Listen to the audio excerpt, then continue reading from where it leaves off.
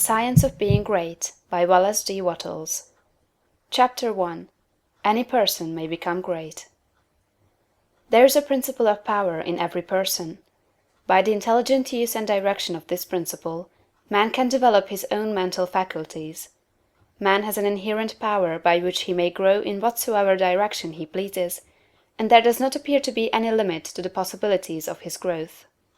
No man has yet become so great in any faculty but that it is possible for someone else to become greater. The possibility is in the original substance from which man is made. Genius is omniscience flowing into man. Genius is more than talent. Talent may merely be one faculty developed out of proportion to other faculties, but genius is the union of man and God in the acts of the soul. Great men are always greater than their deeds. They are in connection with a reserve of the power that is without limit. We do not know where the boundary of the mental powers of man is. We do not even know that there is a boundary. The power of conscious growth is not given to the lower animals. It is man's alone, and may be developed and increased by him.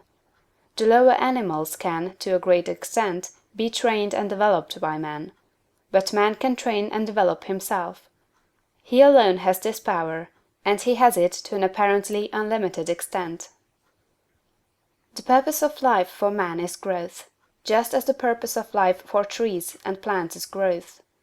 Trees and plants grow automatically and along fixed lines. Man can grow as he will. Trees and plants can only develop certain possibilities and characteristics. Man can develop any power, which is or has been shown by any person, anywhere.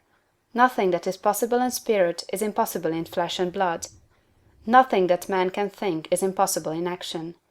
Nothing that man can imagine is impossible of realization. Man is formed for growth, and he is under the necessity of growing. It is essential to his happiness that he should continuously advance. Life without progress becomes unendurable, and the person who ceases from growth must either become imbecile or insane. The greater and more harmonious and well-rounded his growth, the happier man will be. There is no possibility in any man that is not in every man, but if they proceed naturally, not two men will grow into the same thing or be alike.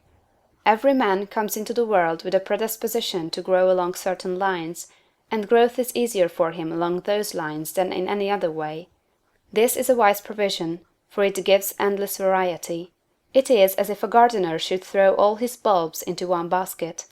To the superficial observer they would look alike, but growth reveals the tremendous difference.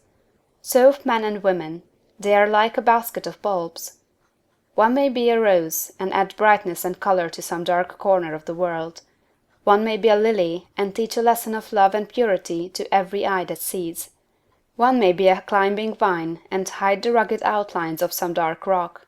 One may be a great oak among whose boughs the birds shall nest and sing, and beneath whose shade the flocks shall rest at noon, but every one will be something worthwhile, something rare, something perfect.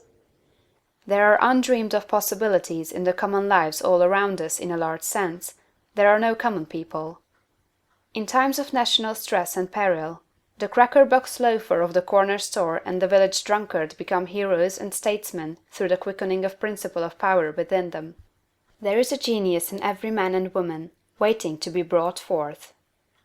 Every village has its great man or woman, someone to whom all go for advice in time of trouble, someone who is instinctively recognized as being great in wisdom and insight. To such a one, the minds of the whole community turn in times of local crisis. He is tacitly recognized as being great. He does small things in a great way. He could do great things as well, if he did but undertake them. So can any man. So can you. The principle of power gives us just what we ask of it. If we only undertake little things, it only gives us power for little things. But if we try to do great things in a great way, it gives us all the power there is. But beware of undertaking great things in a small way. Of that we shall speak farther on. There are two mental attitudes a man may take. One makes him like a football.